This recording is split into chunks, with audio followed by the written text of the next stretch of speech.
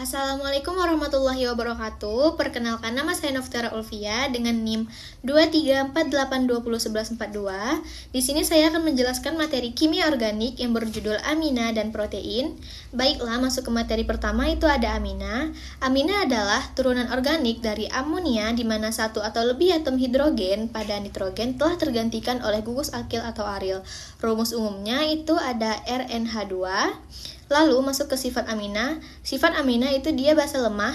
Amina bersifat basa karena pasangan elektron bebas pada atom nitrogen. Lalu dia kelarutannya, amina rantai pendek larut dalam air, sementara amina berat kurang larut.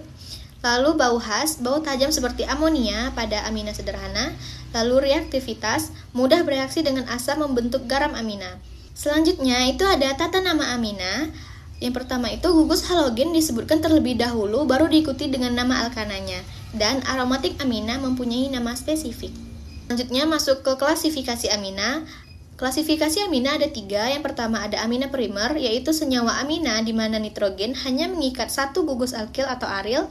Lalu amina sekunder, yaitu senyawa amina di mana 2 gugus alkil atau aril terikat pada atom nitrogen. Kemudian amina tersier terbentuk apabila pada atom nitrogen terikat 3 gugus alkil atau aril. Baiklah, masuk ke kegunaan amina. Kegunaan amina yaitu sebagai bahan dasar obat. Banyak obat mengandung gugus amina seperti antihistamin dan antidepresan. Lalu sebagai sintesis senyawa aktif, amina digunakan dalam sintesis alkaloid dan senyawa aktif lainnya. Lalu interaksi biologis. Gugus amina meningkatkan kelarutan dan pengikatan ke reseptor biologis.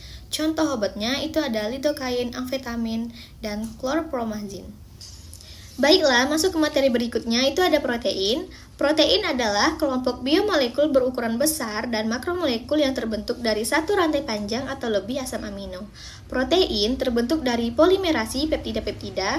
Peptida itu merupakan polimerasi dari asam amino yang berbeda. Rumus umumnya itu ada H2NCHR-COOH. Lalu masuk ke sifat protein.